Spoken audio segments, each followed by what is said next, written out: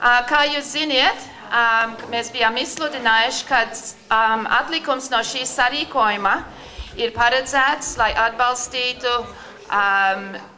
grupas dziedātājus, dejotājus, kas sniegs uzvedumus, teiksim, priekšnesumus pa brīvu dziesmu svētku laikā uz jumta pie Sheratona.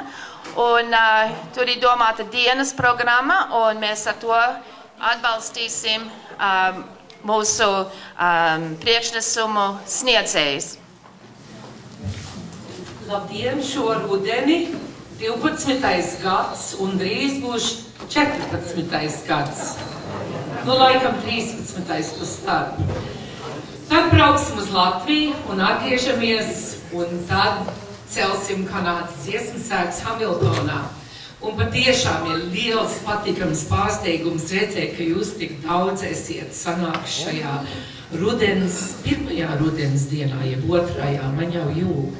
Bet mēs esam iegriezušies no Toronto ar tādu pavasarīgu, vasarīgu programmu.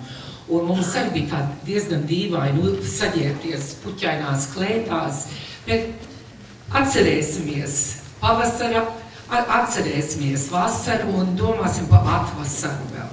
Un tā gan jau mums arī būs.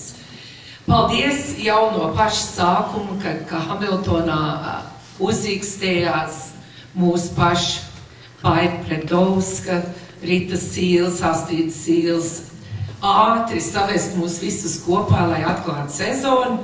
Un arī mūsu dzirkstiešiem šīs ir 30. gads. Un mums stāv priekšā vēl Latvijas dziesmu svētki un mūsu jubilejas koncerts pavasarī. Tā kā mums bija jauki pirmo mēnesi sanākt un vienkārši izdziedāt visas skanīgās jaukās dziesmas no pavasara koncerta. Paldies jums par skaisto dziedāšanu, būs vēl jāciet, bet mēs iesāksim ar skaistām ziedu un puķu dziesmām.